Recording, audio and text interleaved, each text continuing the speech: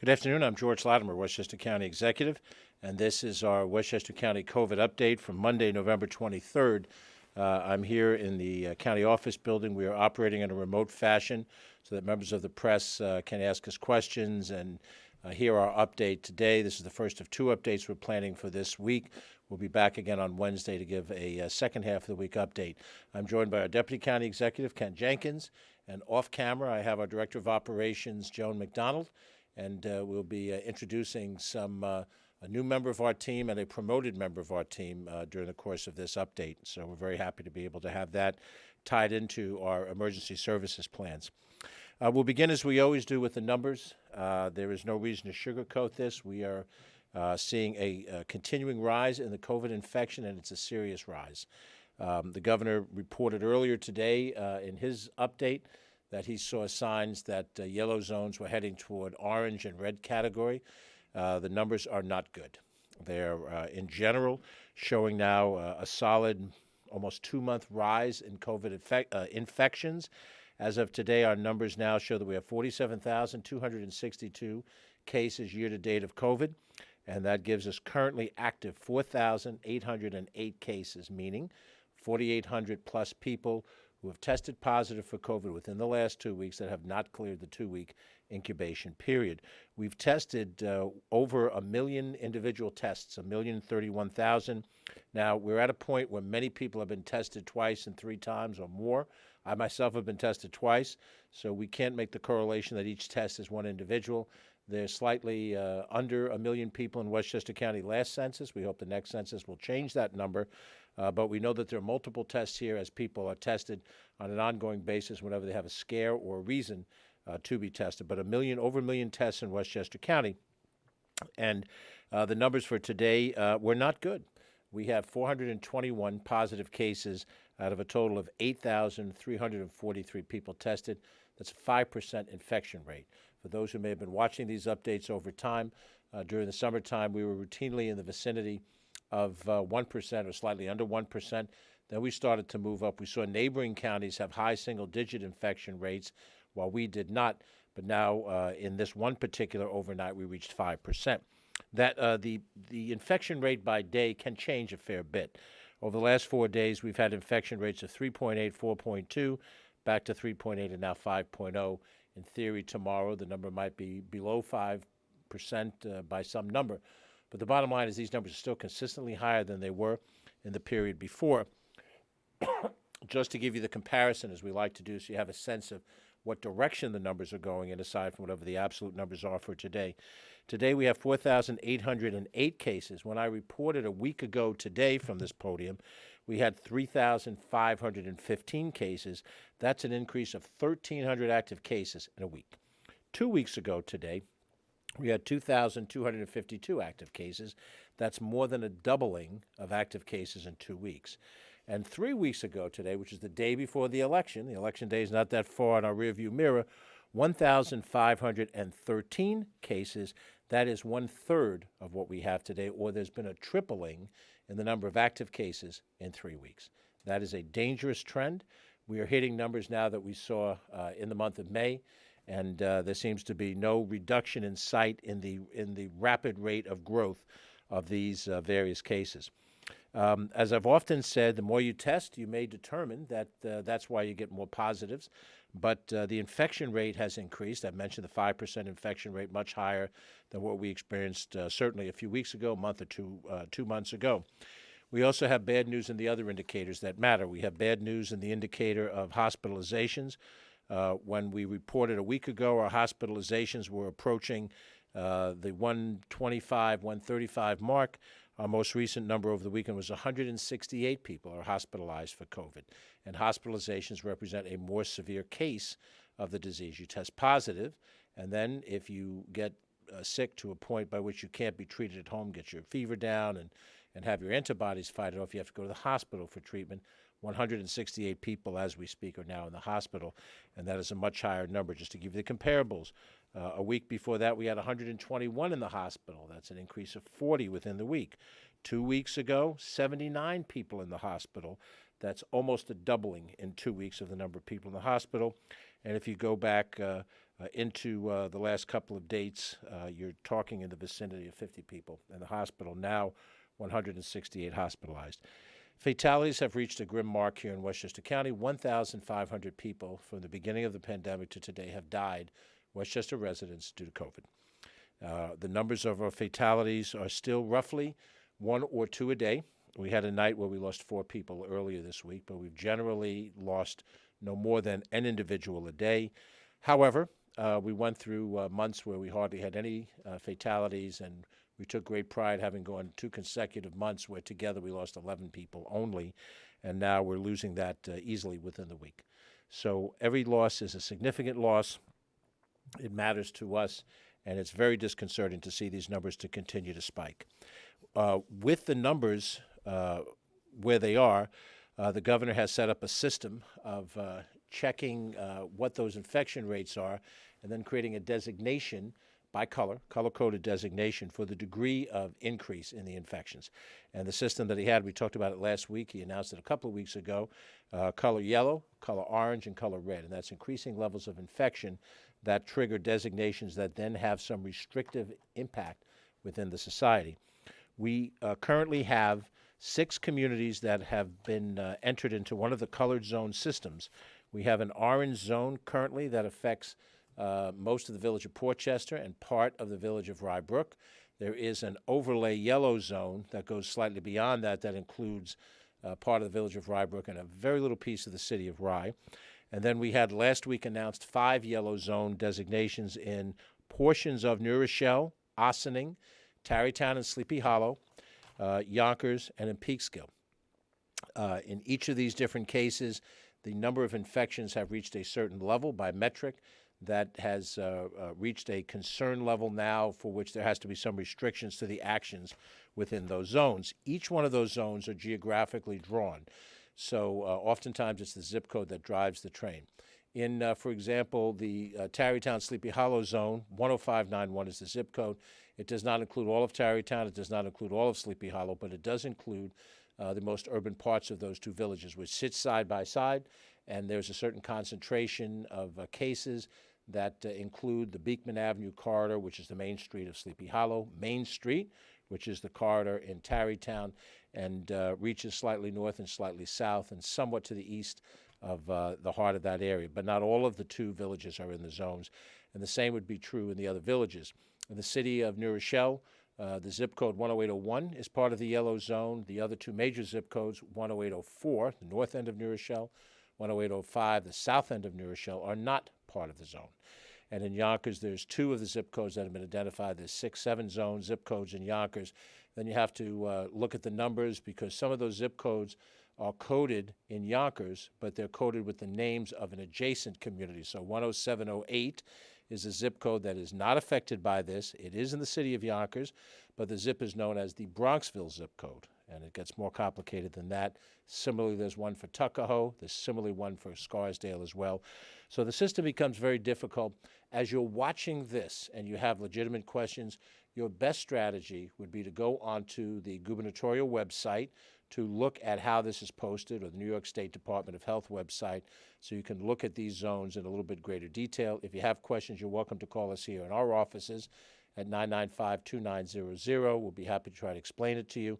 We're certainly working with the local officials in each of these areas, but it's important to know what it is that these zones represent.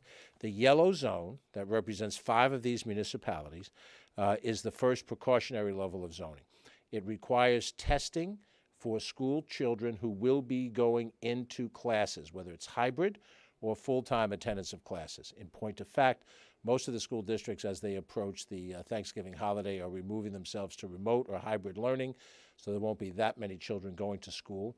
But it does require testing of 20% of the children and the staff, and they have a 2-week period of time to do it, and they have to show that there's a reduction in the percentage of infection below a certain level to warrant moving out of that zone.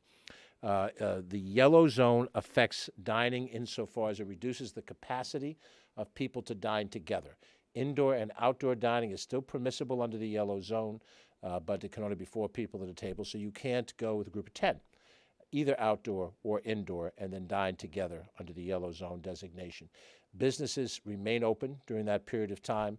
and there's going to be a greater reduction in the number of people that can meet as a non-essential gathering. Right now, the general rule is 50 people. Under yellow zone capacity, it's 25 people. Now, we do have an orange zone in effect in Portchester, as I mentioned. Those things become more severe. Schools close. Indoor dining is closed. You can have outdoor dining in the orange, or also pick up by those who may stop by, get takeout food and things of that nature. It closes some of the businesses, but not all of them. Certain high-risk businesses, hair salons, nail salons, gyms, health clubs, tattoo parlors, whatever represents sort of personal services within that area of involvement. And then the capacity goes from 25 down to 10, and that affects houses of worship as well for religious services. And generally speaking, when you talk about 25 and 10 people in house of worship, you're not talking about a normal service of any sort in a synagogue, a mosque, or a Christian church. One area in orange zone capacity, Portchester, and 5 in the yellow zone capacity. Now, as a county government, we don't set the zone requirements. We don't establish the zones. We are partners with those local governments in trying to help them deal, as all of us together, in trying to help deal with the spread of the infection. We have had group calls for the Ossining community last week, on Wednesday, I believe. We had a group call for Peekskill on Thursday. Tomorrow we'll have a group call for the Tarrytown Sleepy Hollow zone. And I should point out, there's been some publication of this as a Tarrytown zone. It is a Tarrytown/Sleepy Hollow zone. It is the two communities side by side. Those who've been around a long time remember that Sleepy Hollow was once called North Tarrytown. The two communities are linked in the Chamber of Commerce. They're linked in the school district. They're linked in the farmers markets. You name it, the two communities are linked. So in this case, the zone affects the urban parts of both of those two communities. We have a call coming up tomorrow, and the purpose of the county's call is to get all the players in the game together. Representatives of the Chamber of Commerce, representatives of some major businesses, the not-for-profits, the clergy, local elected officials. And in most of these cases, there's village elected officials and there's town elected officials. And we also invite on both the county and the state legislative officials so that we're all talking as a group and we're going over some of the things that the county government can do to support the efforts of these communities. Some of those efforts include what our county Department of Health is doing for testing. Some of it includes what our Emergency Services Department will be doing to try to obtain and share PPE, personal protective equipment, within these communities, and then some of the other proactive things we're trying to do to get a message out, using flyers, using public service announcements, things on social media, things on other media, to try to get all of these, all of the people to understand what is available to them. We have made some deliveries of PPE already. Last Friday, we had a delivery into the Tarrytown Sleepy Hollow neighborhood, and we also did it into New Rochelle. We have schedules going into Ossining and Peekskill before Thanksgiving. We also made some activities and outreach in Portchester. I personally spent time on Saturday in each one of these communities. In Portchester, we delivered door-to-door PPE, myself and other key elected officials, at a senior center on Grant Street on the border of Portchester and Rye Brook. I went to the Ossining Farmers Market on Saturday, went to the Peekskills Farmers Market with Mayor Rainey. We had the opening of a major supermarket in Peekskill on Welcher Avenue to show that we were still functioning. These communities are functioning. The fact that there's zone designation does not mean that you can't enter them or you can't exit them. There are restrictions to some of the behaviors as I've described, but these are not shutdowns. And it would be false to have that impression. People hear a zone, and they immediately assume it's going to be like going from West Berlin to East Berlin, and you're going to be interdicted on Route 9, and you will be unable to enter one of these communities, and that is not correct. But you must follow the public health protocols that have been set aside, that we've talked about ad nauseum, about masks, about social distancing, about keeping the number of people, the density of people at various events and so forth. It's essential if we're going to try to put our hands on, in any way, shape, or form, this contagion and try to contain it with the tools that we have available. They are limited tools, but in each one of these cases, we are trying to reach out and deal with some of those. I want to mention one other thing that I'm going to ask our Deputy County Executive to talk about some of our calls that we have on a regular basis with municipalities and with schools. to show that we have an ongoing presence as a county government, as a partner, not as giving orders, but working side by side with local governments and local school districts. I'll ask Ken to cover that right after this other comment. We established back in the spring a memorial, and we knew it would be a temporary memorial because of the seasonality of it, called Ribbons of Remembrance. We had a conference to link it off. It's based at Lenoir Preserve in Yonkers, a beautiful setting, one of our nature preserves in Westchester County. We have 6 of them, and they're just gorgeous settings. This one overlooks the Hudson River in the northern part of Yonkers and across to the Palisades in New Jersey. And the Whiteman Mansion is there, which we hope to be able to renovate and bring to productive use again. And in that area, we set up an area where individuals can go and take a ribbon out of a designated box, write a message to or about a loved one that you've lost, and then tie it to one of the trees in this little grove area or a little wooden structure as a way to have a tangible way to remember these people. We are going to have a ceremony on December 3rd. That's next week at 2 p.m. I believe it's a Thursday. And at that time, we are going to formally remember the 1,500 people. We hope it isn't one more person between now and then that we've lost due to COVID. On a personal level, I think the only way to appreciate what this is to understand what it would be like to lose a loved one.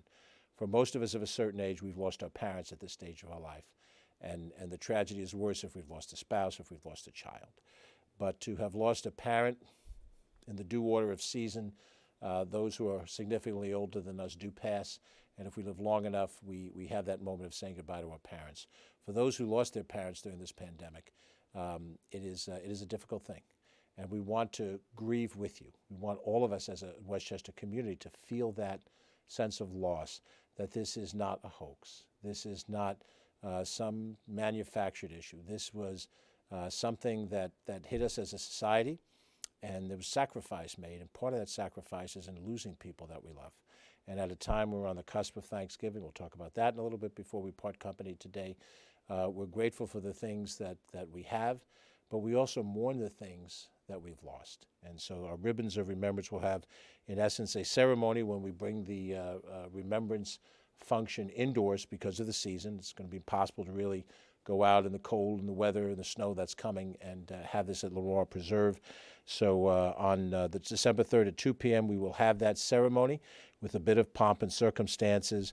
You're welcome to join us. It's an interfaith ceremony. We'll have members of the clergy sharing us, their spiritual contacts to help us get through this moment, both secularly and spiritually. The ribbons are going to be moved to a display case here in the county office building at 148 Martine Avenue. They will be here for the winter time, and then when the spring comes, we will, I presume, go back out, resume that external thing, which will allow you to come and contemplate, what loss we've had. And I just want to say that as we have this ceremony, I find it offensive that people try to forget about the loss of life and all of this, that somehow it's inconvenient to remember that people died because of this. It doesn't help a narrative that someone might have. These were people who died through no fault of their own. They were victims of a pandemic that has taken a certain group of our people, 270,000 nationwide, 1,500 in our home. If we can't grieve the dead, what kind of people are we? If we can't take a moment to set aside, to understand that this moment is a moment where we have lost people that we care deeply about, then what is public service? What is it to be in public office? You might have the highest title in the land, but if you can't understand the impact on the individual human, then you've missed the whole purpose of this. We go into public service because we believe that we're here with good ideas and good intentions to improve the lives of our brothers and sisters around us. Our time in the arena comes and goes like the wind, but these people who are lost to us are now lost forever. And whatever the situations in other places, we in Westchester County do not forget the people that are part of our family. That is what Ribbons of Remembrance is about. And I'm very glad that we took the effort to do this. I just hope we don't have more that we have to remember, but whatever it is, we will do that which is appropriate. So as a county government, we're trying very hard to be good partners with our local governments and our school districts. We do not have direct authority as a county government over towns, villages, and cities. We do not have direct authority over school districts. but when a crisis comes, it's all hands on deck. It is everybody carrying a bucket in the bucket brigade to put out the fire. And so the county has tried very hard to reestablish what I think we had lost for a while, which is the role of the county government as a sibling government. And part of that is our contact with those governments. And of course, our Deputy County Executive, Ken Jenkins, who's a former county legislator, former chairman of the board, has been very critical in doing this. So Ken, please tell us a little bit about what that process is. Thank you.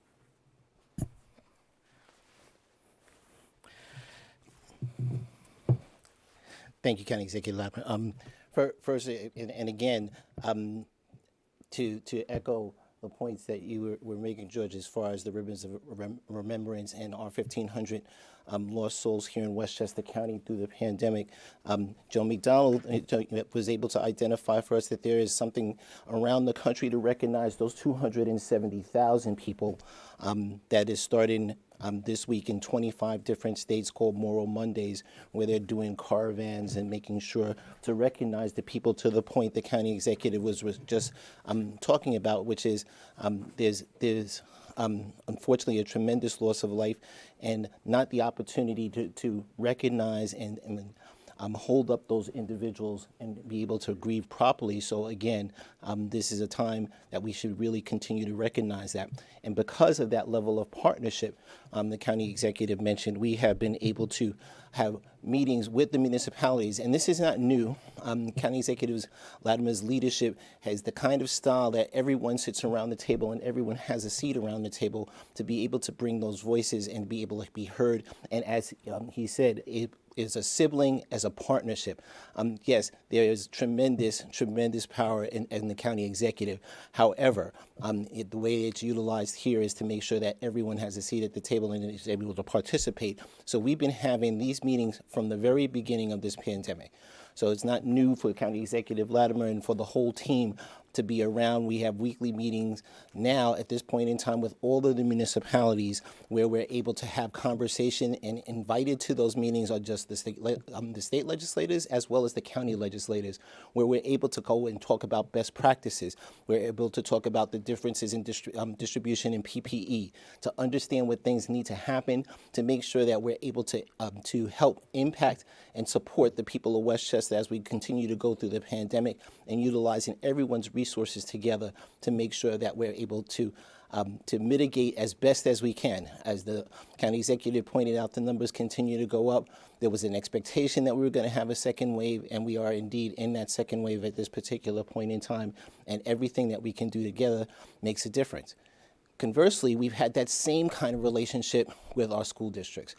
From the very, very beginning, up in White Plains, where we had all of the public school superintendents sitting around talking directly to the county executive as they're struggling to understand what things to do and how best to help support the students that they have charge of, but more importantly, the entire communities. And Joe McDonald and Susan Spear and Emily Saltzman and all the team that worked together with the school districts to do the things that the governor ordered to be done, including putting up daycare centers, child care centers, or child supervision places in many cases, as well as making sure that the food was able to be distributed from grab and go operations at those school districts. So all of those things are critically important. County Executive Latimer and all of our team are going to continue to work together to make sure that we have that partnership with all of our valuable municipalities and school districts as we get through this pandemic. Thank you.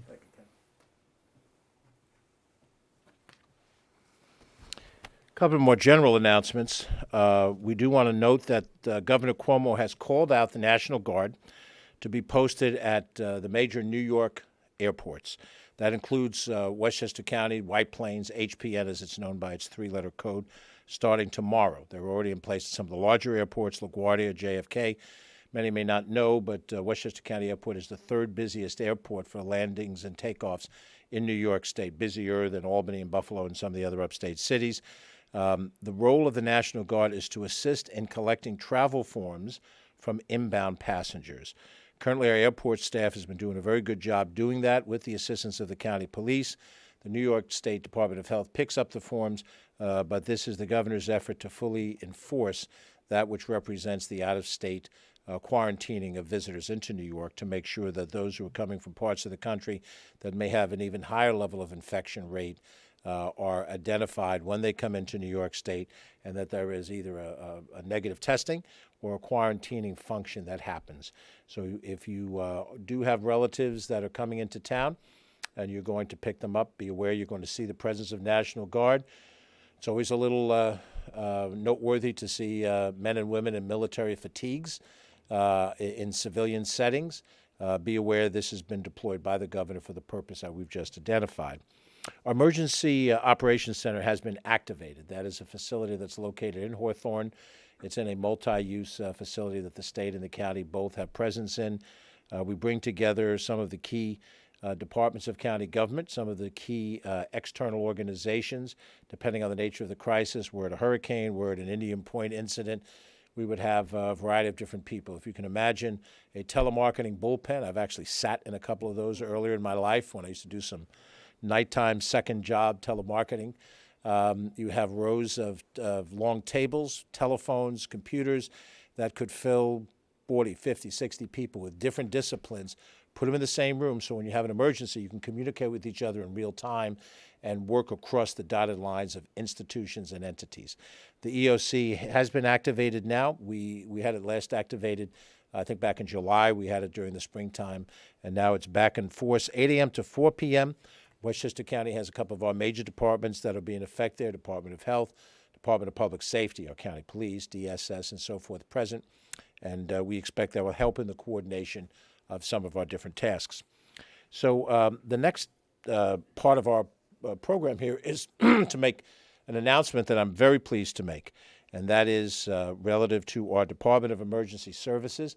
It's a department that has been put into service along with the Health Department at a very high level of urgency because of the need to have their services at the ready, particularly to serve as a clearinghouse for PPE acquisition and distribution to the various communities. And we're making two announcements today for leadership team in that department. We are announcing that former Westchester County legislator Richard Wishney will be coming on board immediately to serve as acting commissioner of the Department of Emergency Services. And our county's Assistant Director of Operations, Susan Spear, who has been a presence here with us since the beginning of our administration here on our executive floor on the 9th floor, will be joining as a permanent Deputy Commissioner of the Department of Emergency Services. We have three positions at the top of the pyramid: Commissioner and two Deputy Commissioner positions. This fills on an acting basis the Commissioner spot and fills one of the two Deputy Commissioner spots. And this department has four major divisions. There's Fire Services, Communications 60 Control, Emergency Management, and Emergency Medical Services. The Fire Services division's broken into different units: fire training, fire inspection, fire prevention. The Emergency Communications Center, we call it 60 Control, 60 being the number of the county. Dispatch services for 52 departments and 32 EMS agencies. It is an extensive department with lots of responsibility and very important responsibility. In asking Richard Wishney to rejoin county government, we're asking a person who has had prior service as a town supervisor. He's served in local town government as well as here in the Westchester County Board of Legislators. Richard and I served together for roughly 10 years of our tenure here. He chaired the Committee on Budget and Appropriations, which meant that he was intimately involved in every element of county government, because once you understand the finances of the government, then you understand the government and the functions. We asked Richard to join us in this acting position while we were seeking the full-time position. We are looking in our leadership team of the three positions at the top of the pyramid, certain balance and certain complementary skills. We know how important this department is in terms of the fire services. We also know how important this department is in terms of communication, emergency services management, and we want this department to branch and be more prepared to deal with the range of emergencies that Westchester County could face. So as we look for new leadership, the leadership for today and the leadership for tomorrow, we want to make this department's mission broader than it has been in the past, and try to touch on more things that we think could be the crises of tomorrow, so that when a pandemic hits, when something else hits, we're not looking with eyes wide open and no idea of how to respond to it, that we've pre-planned And Richard has proven over his career in the private sector as well as in the public sector that he's a person of vision and a person of ability. And I'll have more to say about Richard, but I'd like to ask him to come up and say a few words. Our new acting commissioner of the department, my good friend, the Honorable Richard Wishney. Richard.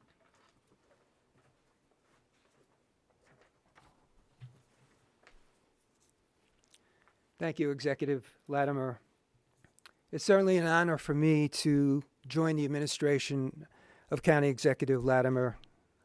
As he indicated, we've known each other for a long time. We've had the privilege of working together as colleagues in the County Board of Legislators. I hold the county executive in the highest regard as a public official and believe the citizens of our county are fortunate to have his leadership at this most difficult juncture in our history. This is a time when each of us needs to do what he or she can to help meet the challenges presented by the pandemic.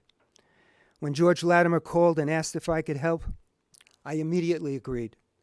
When George Latimer, as a county executive, he has said, we are all in this together, and we all need to do what we can do to fight this life-threatening battle against COVID-19. I have also had the privilege of working with the men and women of the Department of Emergency Services, career and volunteer firefighter organizations, EMS, and police organizations, as well as the leadership of these groups for many years. The last 9 months of COVID-19 have tested all of us, particularly our first responders, many of whom have fallen ill as they responded to help others. During the months ahead, I will use all of my life experience and knowledge to support the efforts of our emergency service providers and our first responders. The department will continue to provide support and coordination as may be necessary during the COVID-19 crisis and meet all of the other obligations of service to the citizens of our county. DES is staffed with outstanding and dedicated employees who have already demonstrated their commitment and professionalism. I am looking forward to working side by side with them. I also want to take this time to congratulate Deputy Commissioner Susan Spear on her appointment. She will be a valuable asset in the leadership of DES, and I look forward to working together to support and strengthen the department. Thank you.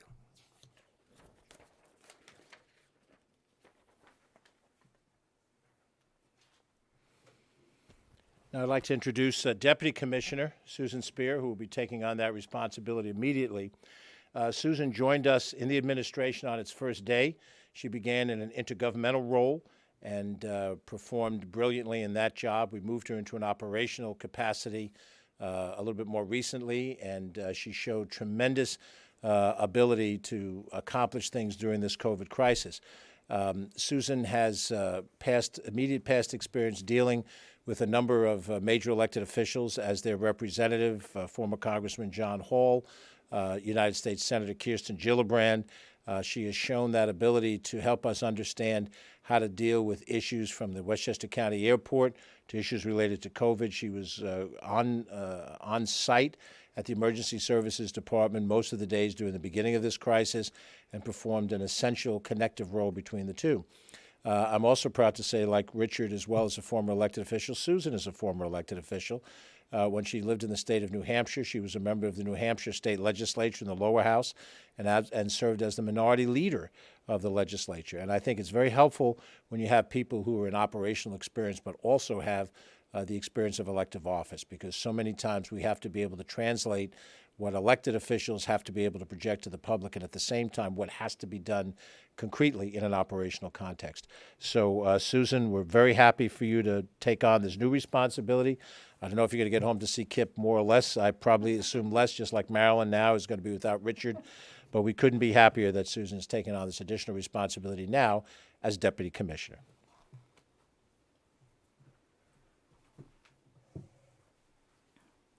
County Executive, I think you know as much about my resume as I do. But seriously, and these are very serious times, I really want to thank the County Executive for his leadership during these times and certainly his support in this new position. I also want to give a very special thanks to Deputy County Executive Ken Jenkins and Director of Operations Joan McDonald. They are truly exceptional leaders in this county, and I can't say enough about what an honor it's been to work with both of them. Thank you. In late February, when we realized that we could be hit with a serious pandemic, I asked what I could do to help. The next thing I knew, I was stationed at our Emergency Operations Center and began to work to plan our comprehensive response to what we saw as a coming pandemic. I quickly found out that I was working alongside some of the most dedicated professionals I have ever known. Everyone stepped up to the many challenges we faced at the height of the pandemic. Somebody described it as building a plane while flying it. I wish I could take credit for that. It isn't me. I wish I could remember who said it. I can't, but they deserve credit. I think it aptly explains how we were stepping up to face a new and extremely challenging role in the county.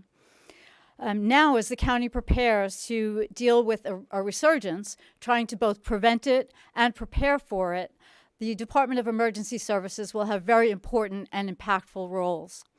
In addition to the Emergency Operations Center, though, the Department of Emergency Services helps ensure the public safety through firefighter and EMS training, the efficient dispatch of ambulance and fire departments, and its mutual aid management, as well as developing resiliency plans for climate change as a growing concern here in Westchester County.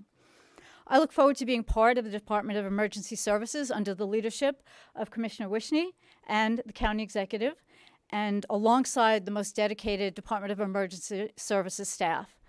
I look forward to working together with all of them to make sure we support and ensure the public health and safety of Westchester County. Thank you.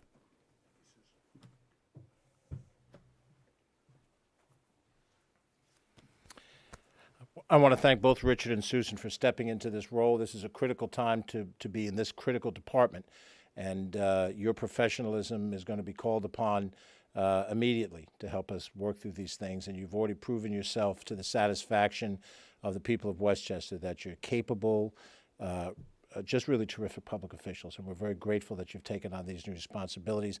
And although she doesn't want to get up and speak, I want to thank our Director of Operations, Joan McDonald, who has a stellar resume, and I know hers too, in management in the government sphere, from state-level positions of responsibility as well as here in the county, for helping to make these decisions and recruiting people and convincing them that this was the best use of their time. So, Joan, thank you for your leadership and role. Let me just say something about my philosophy of leadership. I've been a student for a long time, going back to when I had a master's degree, classes at NYU, during my corporate years, during my years in public office, where I served as a legislator, chairing the county legislature, which was a quasi-executive position.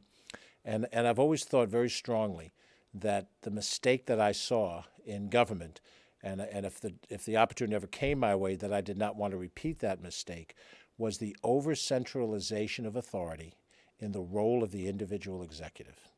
It's the same reason why I advanced a bill to limit the county executive's term to 2 terms. Many people are surprised that a Democrat would advocate that. It comes from my belief that executive authority, ultimately, while centered in an individual, has to be shared on a very wide basis in order to get the right people and the right ideas and advice to make the decisions that are necessary to move forward any government. This is a county government. This is not the state. This is not the nation. But in order to do that, we needed to find people who we could be sure were capable and give them the authority and the freedom to function. When I came into this position, not quite 3 years ago, I inherited a certain group of commissioners, and almost all of them did I keep in positions. We made some moves that we thought were necessary. We had some vacancies to fill. We brought some people back. Commissioner Joe Spano in the Corrections Department, Hugh Grecian, who had served in the DPW department previously. We brought him back in as a commissioner. We kept a lot of people in, and we recruited people from different other parts of government. Mike Kaplowitz, county legislator, whom we served with, is with us now as a deputy commissioner in the Department of Environmental Facilities. Jim Masano, who we served with as a county legislator, Republican, across the aisle, brought him in. He's doing a brilliant job in his work in consumer protection. Joan was a statewide official. Emily Saltzman was a statewide official with executive authority, and we asked them all to serve. John Nona, now our county attorney, a brilliant lawyer in the private sector, now brought to bear here. It is essential to understand that leadership is not about being the biggest dog in the room. Leadership is about knowing what you know, knowing what you don't know, and making sure that the people that you have around you can complement your strengths and your weaknesses. And you have to be able to admit your weaknesses, otherwise you're going to repeat the same mistakes over and over again. This is not philosophy gained from reading a book. This is practical experience, 45 years of life working inside of all sorts of organizations, from the lowest level job I ever had to this one. And I couldn't be more grateful when Richard Wishney and Susan Spears say yes, or previously when Mike Kaplowitz and all these other people agreed to serve this administration. The greatest administrations that have happened in this government, under Ed McCaley and under Al Del Bello and Andy O'Rourke and Andy Spano and James Hopkins and William Blakely and Herbert Gerlach, all of these great county executives that preceded me, every one of them sought out the most talented people, gave them authority. They had excellent deputy county executives. I jokingly say some of the counties in New York State have 2 and 3 and 5 deputy county executives. We only need 1. If you get a good one, Ken Jenkins, then you got a good one. You don't need 5 of them. But I'm very proud of this. And I think that is the secret to how we've been able to move forward as a county. We've made mistakes. When we make mistakes, we try to acknowledge them and correct them and move forward. And in this pandemic, who can be sure of what they're doing? Who knows absolutely what the strategy is?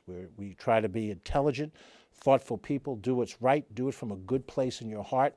And that is why Susan and Richard are joining us. And we expect to have a few more announcements in the next few weeks with additional people joining the administration who we think will add their talent and their ability to our efforts. And particularly in emergency services, we're very grateful. Richard, Susan, we're very, very grateful. I just want to close my prepared comments talking a little bit about the coming Thanksgiving holiday that's at hand. We talked a little bit about this the last time and all of the different issues that we face. There are a host of different concerns that we have, and I think we all fear that those who out of a tremendous emotional desire to be with their family members, and they don't want to set that aside, is that they will open the door for expansion of the contagion. I've already spoken in my last visit with you about what I thought. I said very specifically that it's not my role to order you to do anything. It is my urging that you think carefully. There's still time for you to make decisions about what you're going to do. And if you do have to sacrifice the particulars of this particular Thanksgiving, as you have already sacrificed other holidays, social gatherings, secular gatherings, then we must do what we have to do. But we run the risk of putting people that we love in jeopardy. And I urge you, if you haven't finalized your plans, consider that. I'm not going to go through a long list of things. I think it's important for you to understand that it's a decision that you have to make. And this is when we're going to prove what we're made of. This is when we're going to prove, do we have the self-discipline? Do we have the clearness of thought? Can we push aside a lot of things that crowd our brains and ideology and a host of other different things? Media, whatever we look on and we see something on the internet, it tells us this, and it gives us comfort that we could do that. We have to be clear-minded and understand what the jeopardy is at stake. I think it's fairly clear that if we continue to have an increase in the infection, then more and more of the society will be restricted. It is not my wish to see the society shut down. It is not my wish to see businesses close, restaurants. It is not my wish to see school education come to a stop. We've seen it happen already recently in the spring, and we saw what it took to get those numbers to start to go down. And it was a very dramatic and drastic effort, and we may be there again. And I want you to be prepared mentally and emotionally to deal with that reality if it turns out that these numbers continue to spike, because we only have so many tools in the kit. We do not have an antiviral treatment. We do not have a vaccine yet. We may be on the cusp of it, but it's not here yet. And we also don't know how long the vaccine works for. We don't know what percentage of people take the vaccine and it doesn't affect, just as we do when we have a flu shot. It saves many of us from getting the flu. Some still get the flu. We don't know. But it is important for you to understand where we are. And these numbers that are rising, New York is at the bottom end of the states of the United States. We are not in as bad a shape as other states are around this nation. You'll see that when you watch the national news tonight. So if we're starting to spike up, having already gone through this and have already made sacrifices and have already reduced certain things, can you imagine what it must be like in other parts of the country? So that's what we face as we approach Thanksgiving. We will speak to you before Thanksgiving. We wish a formal welcome at that point in time. But we have plenty of work to do here. We're going to do that work in each of the departments of county government. We're going to do our very, very best. We owe you our very, very best effort, and that's what we're going to try our best to do. So I'm going to go to Catherine Chaffee for questions that are coming from our friends in the press. Right. So the first question comes from Samantha Crawford from News 12. She says, today the governor said parts of Westchester are on the verge of becoming red zones. What steps is the county taking with municipalities to prevent that? Well, Samantha, as I think we've outlined, I'll sort of re-summarize them so that we're here.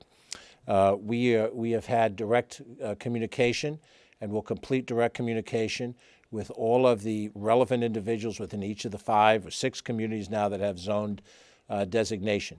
In that conversation, we are going over how our county health department is a partner with them in order to do the testing necessary to try to determine the scope of infection. Why is testing important?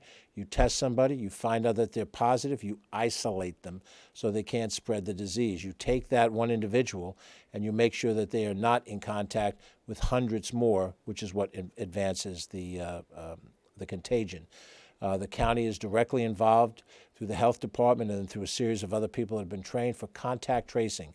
Contact tracing is the detective work that identifies who a person who is tested positive has been in touch with over the period of time and either has infected or might have infected, so that those individuals can be tested and determine whether the infection has already started to spread to some of those contacts. That is a very difficult task, and when you have 21 individuals testing positive, that's 421 people, each of whom have met 15 to 20 people, perhaps, over the period of time when they were potentially contagious. And so, Samantha, our responsibility through the health department is to attack that. We have tried very hard to try to get PPE, primarily masks, out in the hands of as many people as we can. I'd mentioned already that we had made PPE delivery in each of the major communities. We're trying to get them to organizations that reach primarily senior citizens and poor people, people who live in apartment complexes. They're the ones most likely to spread the disease or to be affected by the disease. And they're the ones that might have least amount of resources in order to obtain the masks themselves. And whether they're disposable masks, the surgical masks that last for a while then have to be disposed, or cloth masks that can be washed and reused over a period of time, we've tried to provide those as part of PPE. We try to provide hand sanitizers for individuals. You can't imagine every time you touch a surface how you have to sanitize your hands before you touch the next surface. If you ever watched in a hospital, the PPE, which includes gowns and gloves on medical professionals, have to be disposed of between patient A and patient B so that the exterior of the gloves and the gown doesn't carry the disease to the next person. And so you go through a tremendous amount of PPE like that, and our responsibility is to try to provide that. That is a concrete thing that the county government is doing. We are certainly trying our best to enforce the regulations. We have made efforts internally as a government to reduce the amount of people in our workplace, to try to discourage non-socially distanced realities in those public settings where we, the county government, through the county police the streets. But again, there is a demand to do something which is decisive that will turn the number around. And what will turn the number around most decisively is medical science treatments, which are not available as of today. And if those vaccinations or those antiviral treatments were available today, then we would be making a direct attack on the disease and its ability to spread. We do not have those tools available to us, so we are using the tools that we can, and we're trying to make it available to the communities because the communities are smaller governments than we are. They have less resources available. And so when we deliver what we delivered over the last few days, the city of New Rochelle, to the village of Tarrytown, to the village of Ossining, to the city of Peekskill, we are, as a partner, helping those communities deal with the pandemic as it exists. And then finally, the public information piece, which we've talked about, is very important. I don't know how many more times I can talk about masks and social distancing and hand sanitizer, but there are still people out there to this moment that don't grasp that those are critical elements. And how, I don't know. I was a marketing executive. How do you market to the people? You just keep going. You keep trying. You have 30 different ways to get your message across, and then you figure out the 31st way.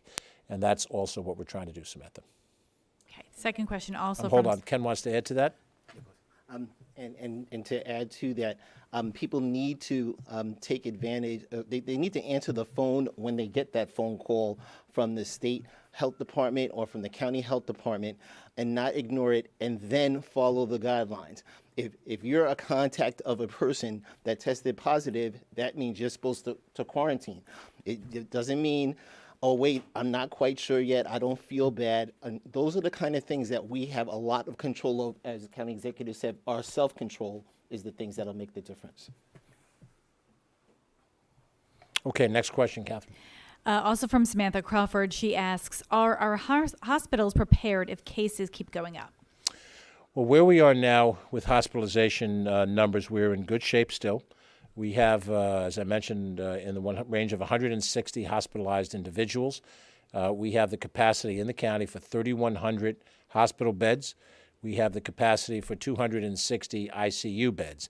And of course, ICU, more intense level of assistance needed for those people that are in much greater respiratory danger. So at the moment, we are in good shape in terms of available rooms. I would point out that Westchester is not an island, and if we have sufficient capacity and overcapacity in Westchester, we may be called upon to help pick up the slack that might occur in the Bronx, might occur elsewhere in the Hudson Valley. So I would not be overly enthusiastic about the fact that, we're here in terms of current hospitalizations with the capacity here. We are fortunate when compared to some of the more rural parts of the nation where you have a community hospital that's located and there's nothing else in a 50-mile radius, and there's 230 beds in that hospital, and people who contract this now in a rural setting have a long way to go to find out that there's no available hospital space for them. And that is a tragedy. I would say that back in the spring, when we were going through this ourselves, in the late winter, when we were going through ourselves, there were parts of the country that were untouched by this.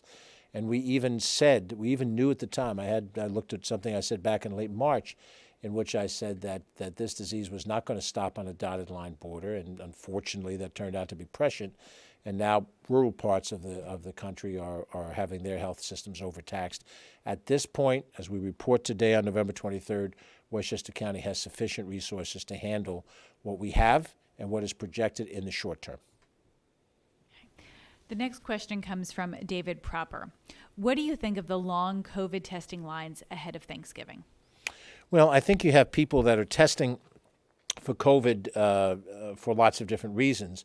The limited number of test kits, and limited may not be a small number, but it's not unlimited of all testing, generally are for people that show symptoms, people that believe they may have been exposed to it, people that are in essential service jobs where they come in contact with people that potentially might have COVID. What you have now is a desire for people to just test to know whether or not they have the disease or not. And I think perhaps for many of them, they want to test now because they either want to travel for Thanksgiving or they want to have people come in for Thanksgiving, and they want to be able to say, see, I'm negative, everything is fine. The only problem with that thinking is that's not how the tests work. The test is a snapshot of the moment that you're tested. Do you have the COVID virus at the moment that you're tested? It is possible that you could have the virus in you and have been exposed a day or two before the test, but it hasn't manifested itself fully in your system. So you could test with the swab test, which is the more reliable of the tests available, and you could show up negative. And then a day or two later, you might show up positive. Both times that I was tested negative, the exposures that I had, I was told, do not come in for the test right away. The first time I waited 5 days before taking the test because it might have given a false negative. And some of the people on these long lines are desirous. I want to test. I want to know if I'm okay. If I'm okay, let me go out and do my business the way I'd like to do it. Well, you shouldn't do your business the way you want to do it without a mask on, no matter what. No matter what, if you're out in public, obviously not at a podium where you have distance between the people around you. And you're also not taking into account the way the virus actually functions in your body. I think that is a contributory reality to what we're seeing out there. What we're also seeing out there is the incidence of family spread. And the family spread is, the college student's son comes back from college and he may have been exposed, and now everybody else in the nuclear family has to go out and get tested to see if they themselves have been exposed to it. And I think that's a concern as well. There are many different testing locations in the county. For some folks, the reason for the long line is the immediate convenience of that location to wherever they are. Maybe they don't have the ability to get in a car and drive and be tested, say, at Glen Island in a drive-through testing setting, or they can't, quote unquote, shop around for an area that has a lesser of a line. If you live in Community A and there's a site for testing in Community A, you go on, you get online, and you wait for the 2 hours of testing. I've just finished seeing long lines for early voting, and now, as soon as that's pretty much just behind us, we have another set of long lines. But individuals are making individual decisions, and those individual decisions based on what's available to them is what puts them on those lines. We have quite a bit of testing facility. We just tested 10,000 people the other night, and we're well over 1 million tests. So it's not a question of lack of available tests. It is a question of when people prioritize that they want to be tested in a time frame, where do they go that's convenient for them? And as you might imagine, the larger the urban setting, the more people there are, the more people that want to be tested, the more people that are on the end of a line for a test. Last question. Okay. Well, we thank you very much for listening as we approach the 1 hour mark of our conversation. We will be back on Wednesday to give you a further update, the statistical information that's available. As Ken pointed out, we're going to be on a municipal call in a half an hour with local elected officials from villages, towns, cities, county legislators, state legislators, just to go over some of these numbers. We are looking now about how we can repackage additional information that we now have access to from the state level. Because of these zones, the state now is providing more reportable data to the county. It may take us a week, maybe more than a week, in order to figure out how to identify and package more detailed information that we have been sharing. But our commitment is to be as transparent as we can and share data so that you can look and see the community you live in and what are those metrics, because it's on those metrics by which these zones are going to be executed. So with that, we thank you very much. We will see you in 2 days. I wish you a generic happy Thanksgiving, but I'll see you before Thanksgiving. And we encourage you to stay safe, do what you know is the right thing. Thanks very much.